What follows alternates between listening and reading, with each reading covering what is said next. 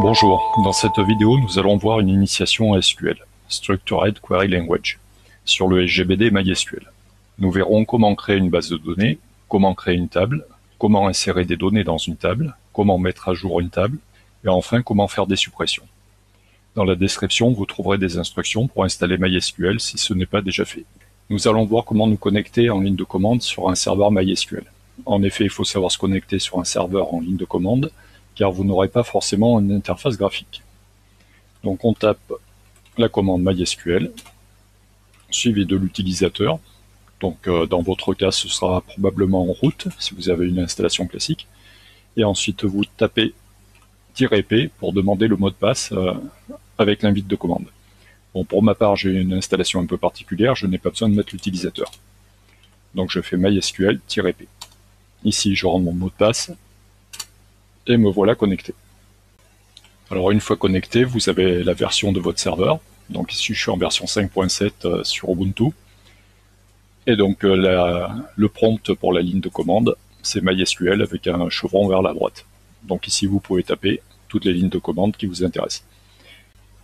Pour connaître le nom des databases qui sont contenues dans votre serveur MySQL, vous pouvez taper show database. Voilà. Donc ici, ce sont les databases par défaut d'un serveur MySQL. C'est celles qui servent pour le fonctionnement du serveur. On n'a pas à y toucher. Pour créer une nouvelle database, on fait create database. On va l'appeler contact. On met toujours un point virgule pour terminer une commande. C'est ce qui est expliqué en haut. Command ends with semicolon. Donc la database est créée. Pour rappeler les commandes, vous faites flèche vers le haut. Donc ici, on va refaire un nouveau show database et nous voyons notre nouvelle database qui est ici. Donc pour l'instant, nous n'avons pas de table, il n'y a que l'enveloppe. Lorsque vous faites un create database, il faut faire très attention à la casse du nom de votre base de données. En effet, sur Linux, c'est sensible. C'est-à-dire que si vous écrivez en majuscule ou en minuscule, ce ne sera pas la même database. Sous Windows, ça n'a aucune importance, mais sur Linux, oui. Donc imaginez que vous créez votre base de données sur Windows, et qu'ensuite vous vouliez exporter votre script sur Linux. Si vous avez changé de casse entre les moments où vous créez la database et au moment où vous la référencez dans vos scripts, vous aurez des problèmes. Donc prenez l'habitude de l'écrire en minuscule. Maintenant, avec la version 8.0, j'ai l'impression que toutes les bases de données sont créées forcément en minuscule. Bien, maintenant que nous avons créé notre base de données contact, nous souhaitons créer des tables à l'intérieur. Donc pour ça, il faut sélectionner la database sur laquelle nous allons travailler dans MySQL. Alors pour connaître la database active, il existe une commande, select database. Et c'est une fonction, donc on met des parenthèses ouvertes et fermantes derrière. Donc select database nous renvoie la valeur nulle. Ça veut dire que pour l'instant, nous n'avons sélectionné aucune database, nous n'avons pas de database courante. Donc nous allons sélectionner use contact, que nous avons créé tout à l'heure. Donc database changed. Pour rappeler les commandes, je fais flèche vers le haut. Donc je reprends select database, et ce coup-ci, la base courante est bien la base contact. Donc maintenant, toutes les opérations que je vais exécuter sur MySQL seront appliquées à la base de données MyContact. Contact, pardon. Donc voilà, créons maintenant notre première table.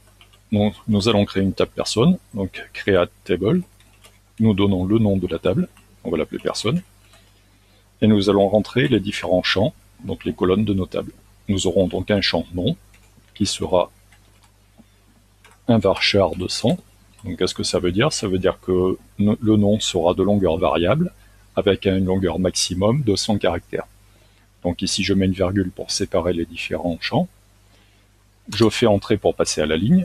Ici, nous remarquons que j'ai une flèche vers la droite. Donc ma commande, je peux la continuer sur plusieurs lignes. Donc ici, je tape age, et je choisis le type entier, donc integer. Je ferme ma parenthèse parce que j'ai terminé la description de ma table. Je veux exécuter ma commande, donc je mets point virgule et je fais entrer. Query OK, tout s'est bien passé. Là, il vous donne le temps d'exécution de la commande. Donc maintenant que nous avons créé notre table, nous pouvons voir les différentes tables de notre base en faisant Show Tables. Les Show Tables nous renvoient la liste des tables présentes dans ma database Contact. Donc pour l'instant, on n'en a créé qu'une seule, c'est personne. Maintenant que j'ai ma base de données et ma table, je veux remplir les données dans la table personne. Donc il y a deux façons de le faire, soit par une commande insert, une commande SQL insert, ou éventuellement en rentrant directement les données dans un fichier. Nous allons faire d'abord l'import par fichier. Donc voilà à quoi peut ressembler un fichier permettant d'importer les données. Donc ici à gauche j'ai les noms et à droite les âges. Donc ce que l'on remarquera, c'est que ici la séparation entre les deux champs nom et âge est faite par une tabulation. C'est ça qui va indiquer à MySQL, attention, ce n'est plus le même champ. Si je n'avais pas cette séparation-là, on aurait Jean 54 pour le nom. Donc méfiez-vous de vos éditeurs, que votre éditeur soit bien paramétré pour mettre une véritable tabulation et pas 4 espaces. Je sais qu'il y a des éditeurs qui, par défaut, lorsqu'on fait tabulation, remplacent la tabulation par des espaces. Donc méfiez-vous de ça. Ensuite, ici, pour Emma, j'ai un champ un peu particulier qui a une valeur qui est anti/n. Ça veut dire que je ne connais pas l'âge d'Emma. Je veux quand même renseigner un enregistrement pour Emma, mais je ne connais pas son âge, donc je lui dis j'ai une valeur nulle. Alors une valeur nulle correspond vraiment à quelque chose au niveau d'une base de données d'un GBD en général. Bon, maintenant voyons comment on charge tout ça. Alors pour ça, il y a une commande, c'est load data local infile. Ici, vous allez donner le nom de votre fichier. Moi, il se trouve que j'ai lancé MySQL à partir du même dossier où se trouve le fichier, donc je n'ai pas besoin de lui donner le chemin. Si ce n'était pas le cas, il aurait fallu que je donne le chemin complet de mon fichier personne.txt. Et ensuite, tout, c'est que je veux le ranger dans la table, alors into table person. Donc je charge les données en local dans le fichier personne.txt dans la table personne. Point virgule pour exécuter la commande, entrée. Voilà, donc la query est OK, cet enregistrement a été effectué. Donc voilà, il n'y a pas de suppression, skiped est à 0. Donc ça c'est intéressant, hein, ça veut dire qu'aucun de mes enregistrements contenus dans mon fichier n'a été ignoré. Donc maintenant, consultons un petit peu ce que nous avons dans notre table. Nous allons faire select étoile from person. Et voilà, nous avons bien nos 7 enregistrements avec Emma qui a un âge nul. Alors nous avons vu tout à l'heure que l'âge était déclaré au format entier. Alors vous allez me dire comment une chaîne de caractères peut-elle venir ici?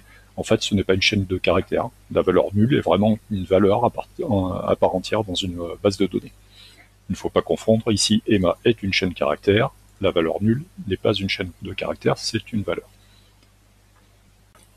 Alors maintenant, nous allons voir comment insérer un nouvel enregistrement dans une table à l'aide de la commande insert. Donc insert permet de créer une requête SQL d'insertion.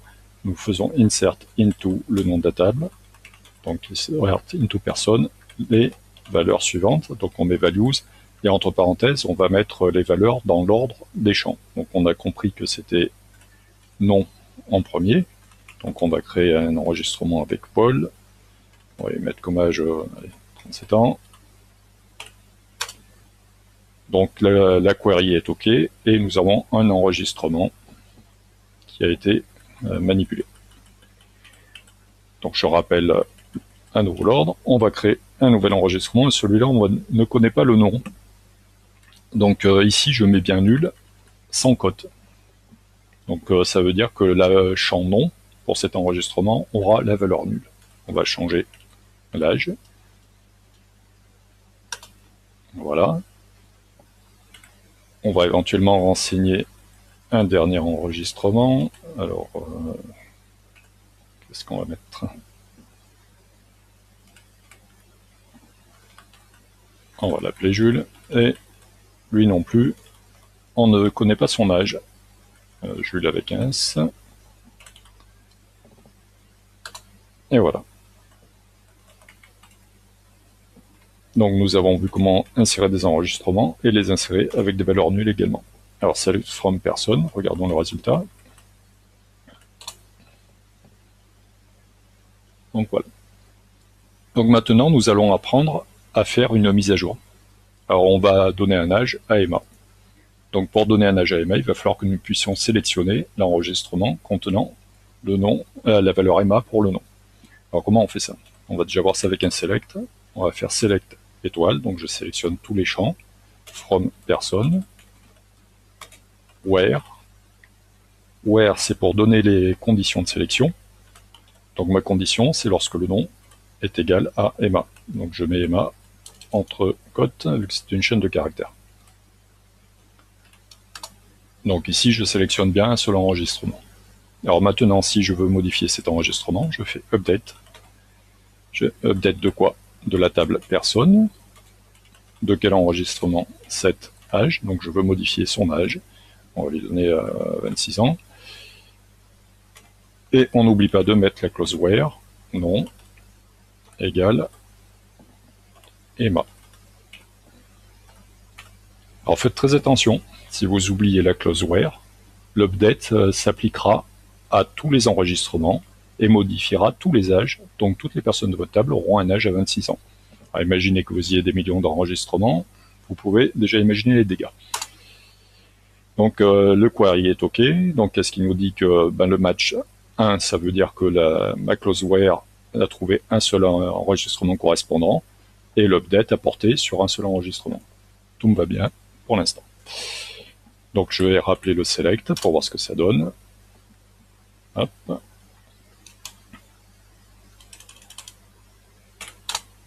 Donc voilà, j'ai bien modifié une seule personne avec 26 ans.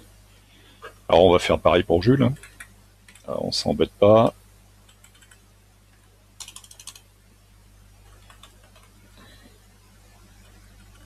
Allez, on va lui mettre à 35. Hop. Voilà. Alors maintenant, on peut vouloir modifier également qui est-ce qu'on a. On a une personne qui a un âge ici à 47 ans dont on ne connaît pas le nom. Alors on va sélectionner cette personne. Alors on peut faire select étoile from person where. Alors on pourrait faire de deux façons différentes. Âge égale 47. Donc ici, comme c'est un entier, je ne le mets pas entre cotes. Donc ici, il me renvoie bien la bonne personne. Mais je pourrais sélectionner également sur le nom. Where le nom. Alors on pourrait être tenté d'écrire where le nom est égal à nul, vu que c'est une chaîne de caractères. Mais ça ne marche pas, ça nous renvoie un enregistrement, ça nous en renvoie un ensemble vide. Alors on pourrait se dire c'est nom égal nul sans les cotes, ça ne marche pas non plus. En fait, il y a un mot-clé particulier pour tester la valeur nulle, c'est le nom du champ, donc ici nom, is, la valeur nulle. Et dans ce cas-là, nous obtenons bien notre enregistrement avec le nom qui n'est pas renseigné et que nous souhaitons modifier. Donc on va le faire. Alors update personne, set, alors nous allons modifier le nom, on va l'appeler comment? Alors nom, égal, on va lui donner la nouvelle valeur. Allez, marque. Et on n'oublie pas de mettre le where nom is nul. Et voilà.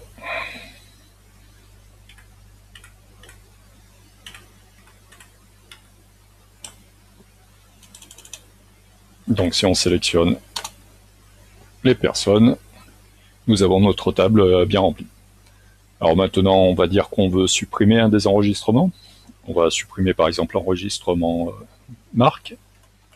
Donc là, je fais un delete from person. Where, j'oublie pas le where surtout, sinon je supprime la totalité des enregistrements de ma table. Si vous voulez vider une table, vous faites delete from le nom de la table. Alors donc delete from person, where, nom, égale marque. Voilà. Donc une bonne pratique lorsque vous faites des requêtes de mise à jour, que ce soit un delete ou que ce soit un update, faites toujours un select pour vérifier ce que vous sélectionnez avant. Et ensuite, dans votre delete ou dans votre update, vous prenez bien la clause where que vous avez appliquée à votre select précédemment. Ça évitera les grosses surprises. Et éventuellement, derrière, refaites un select pour vous assurer que tout s'est bien passé.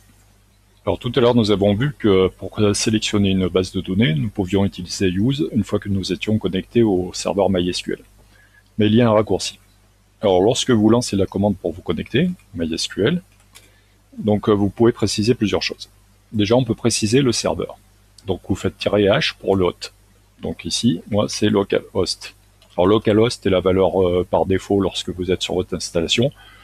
Si vous omettez de mettre -h localhost, vous vous connectez sur localhost. On peut mettre le port.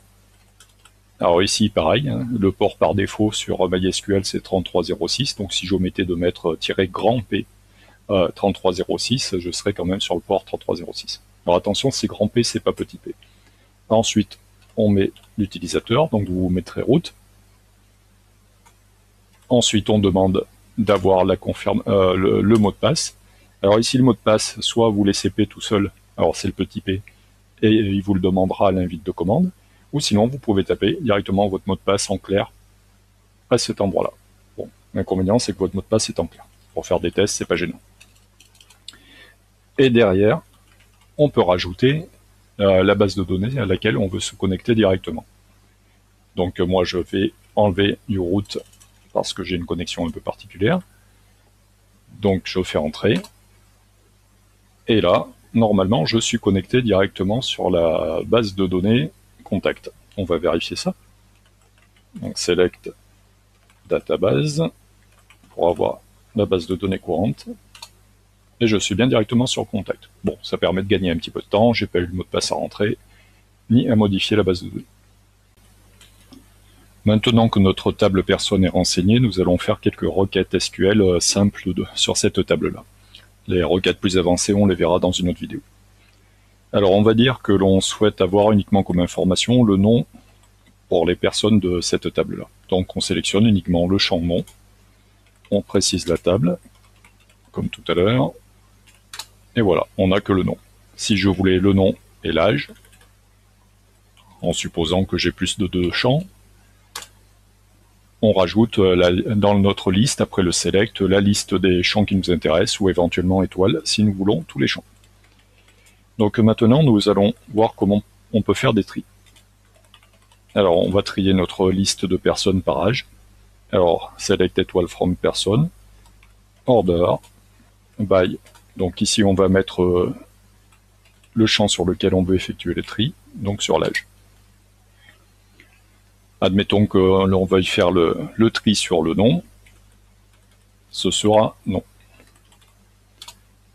Alors notre premier tri sur l'âge, on avait vu que c'était trié par ordre croissant, donc du plus petit au plus grand, mais nous pouvons aussi le faire en ordre décroissant, en mettant DESC. Donc select star from person order by age descending. Et voilà, donc nous avons notre tri en ordre inverse. Maintenant, on peut sélectionner les personnes qui sont en dessous d'un certain âge. Allez, on va prendre des personnes qui ont moins de 40 ans. On va faire select étoile from person. On va les trier quand même. Order by âge. Et par contre, on va rajouter une clause where. Et la clause where vient avant le order. Alors where, âge, inférieur à 40. Alors comme c'est un entier, on peut mettre 40 comme ça, sans les cotes. Voilà. Donc ici, nous avons sélectionné uniquement les personnes qui avaient moins de 40 ans. On peut sélectionner également celles qui ont plus de 24 ans, on va prendre. Allez hop. Voilà, donc celles qui ont l'âge strictement supérieur à 24. On peut sélectionner celles qui ont l'âge strictement supérieur à 24 et strictement inférieur à 40. Donc lorsqu'on a deux conditions sur le même champ, on met AND ou OR. Donc ici c'est un AND. Si on avait un OR, on aurait toute la table. Donc ici, on a nos sélections. Et maintenant, on peut vouloir sélectionner toutes les personnes qui sont comprises entre 24 et 40 ans, mais âge compris, borne comprise. Nous allons voir comment sélectionner des enregistrements sur un intervalle. Donc select étoile from person, where, on va mettre le critère de sélection, donc ça va être l'âge, between 24 entre 40. Donc là, je vais sélectionner toutes les personnes qui ont un âge compris entre 24 et 40, bornes incluses. Et on va trier le résultat, order by âge. L'ordre de tri arrive toujours à la fin. Et voilà le résultat. Alors nous pouvons également compter les enregistrements que nous avons dans notre table personne. Pour ça, nous allons faire select, count, alors, count, étoile, from, le nom de notre table, personne. Et voilà, donc on a bien notre valeur 9. Mais nous pouvons également faire un comptage un peu particulier avec une sélection. Alors nous allons compter les personnes qui ont un âge égal à 24 ans. Et nous en avons bien 2. Alors ici, c'était pas trié par âge, ça aurait été plus pratique. Mais on voit bien qu'on en a 2. On peut également faire compter les personnes qui ont moins de 40 ans, par exemple. Voilà. Alors nous pouvons également compter le nombre d'enregistrements que nous avons par âge. Pour ça, on fait select, count, étoile, from person, group by âge. Et on va mettre un ordre. Voilà. Tac. Et voilà, donc nous avons nos décomptes par tranche d'âge. Alors ici, on ne comprend pas grand-chose, on va rajouter l'âge quand même.